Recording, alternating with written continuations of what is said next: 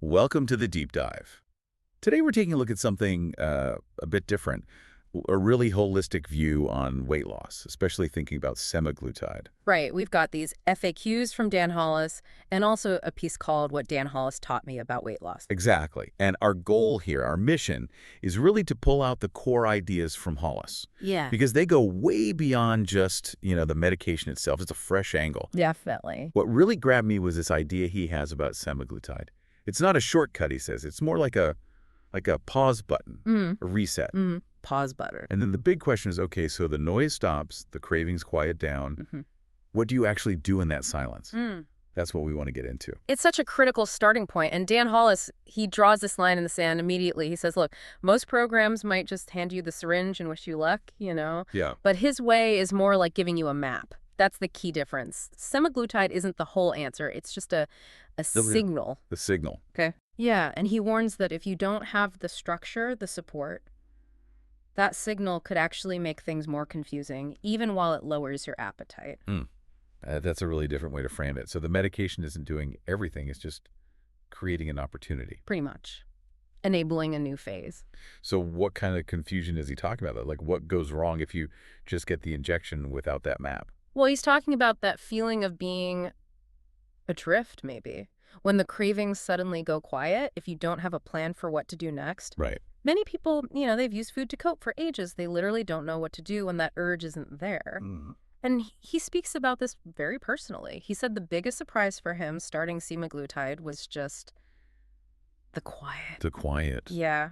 He genuinely hadn't realized, in his words, how loud food was in my life until the cravings were gone. It was unsettling, he said, but also kind of beautiful. It's a core insight, really. The drug changes the physical feeling, sure, but the real work, the transformation, that starts when the internal noise dials down. Okay, so the drug creates this quiet. Yeah. And that quiet isn't just nothingness. It's the actual space where you can start rebuilding things. Exactly. That's where the work begins. And this deep dive really shows it's about this whole emotional, psychological landscape you have to navigate that. Absolutely.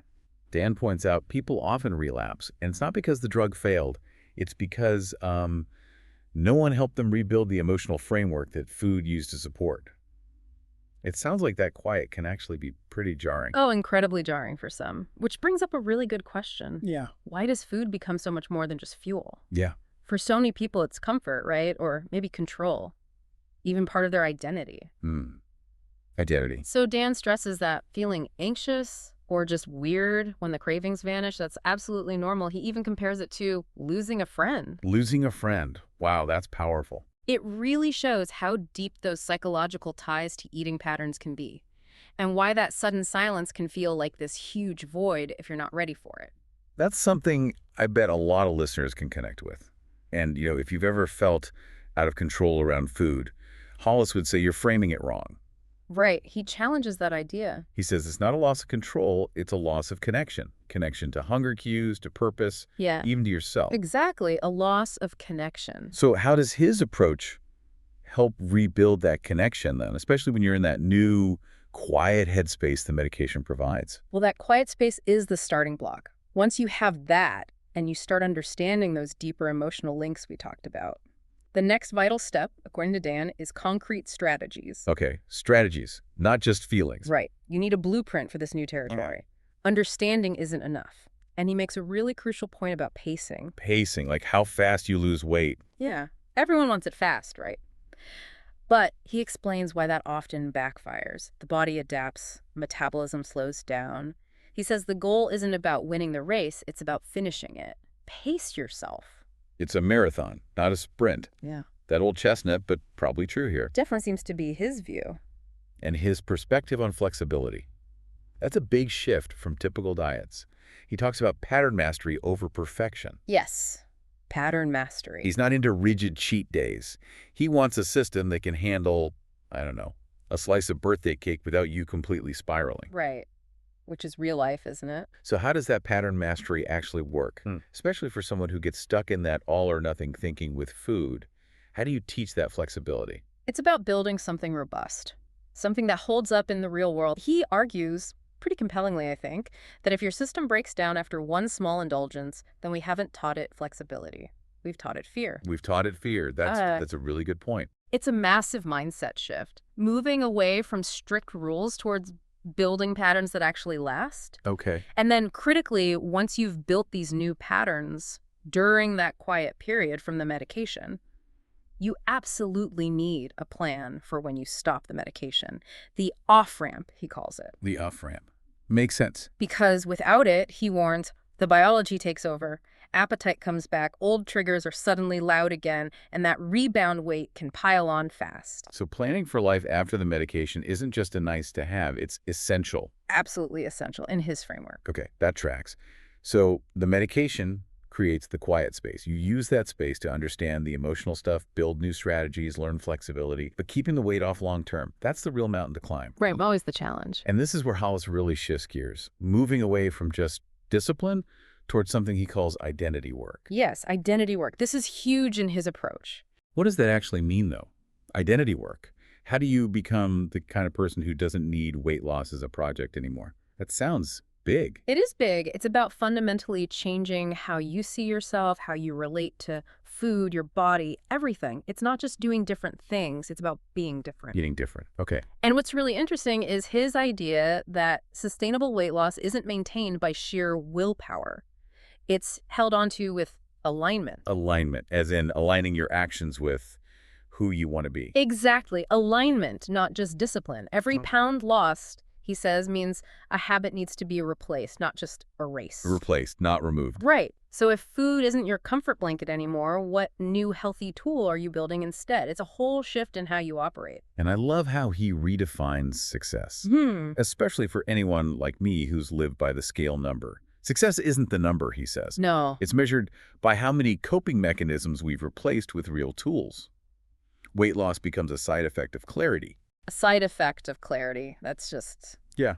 It reframes the whole thing, doesn't it? completely. It puts the focus on the internal changes, not just the external ones. Which logically leads to how we handle setbacks Yeah. or perceived failures. Dan Hollis is really compassionate about past attempts that didn't stick. Yeah. What does he say? He basically says, good. That means you've tested what doesn't work. Like it's just data. Oh, I like that. Not failure, just testing. Exactly. He talks about learning in public together, using those past experiences to figure things out, not beat yourself up. It feels really liberating. It does. And he tackles that cheating accusation head on, too, doesn't he? Yeah. The idea that using semaglutide is somehow taking the easy way out. He does, very directly. How does he counter that? Especially since he emphasizes all this hard internal work that needs to happen during the quiet period. His answer is pretty straightforward and honestly quite powerful. He says, if your body's biochemistry is rigged against you, using science to unrig it isn't cheating, it's adapting. Adapting, not cheating. And then he adds this kicker. The real cheat, he suggests, is pretending willpower was enough all along. Wow, okay. That really flips the script on the whole willpower debate. Doesn't it? It puts the focus back on finding what actually works for your individual biology and psychology. You can really feel his personal stake in this.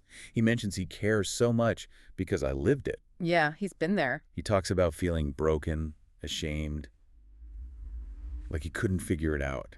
And he built his program so others wouldn't have to go through that alone. That personal experience really shines through. And he shares this memory, really touching, about when he first felt hope again. It wasn't when he hit a certain number on the scale. No, it's something different. He said it was when I went to bed and didn't feel like I had to start over the next day. That hits deep, doesn't it?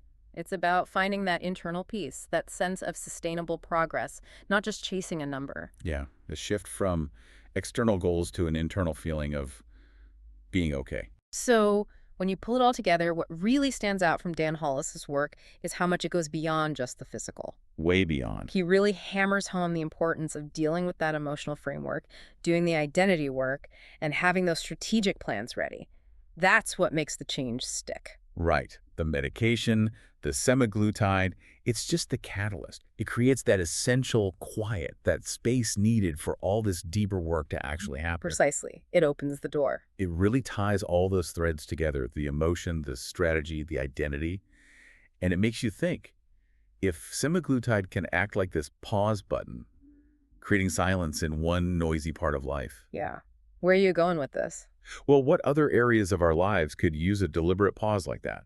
A moment of quiet to maybe rebuild connections, rethink old strategies, maybe foster a new identity without all the usual background noise. That's a really interesting thought, taking that concept beyond just weight loss. Yeah.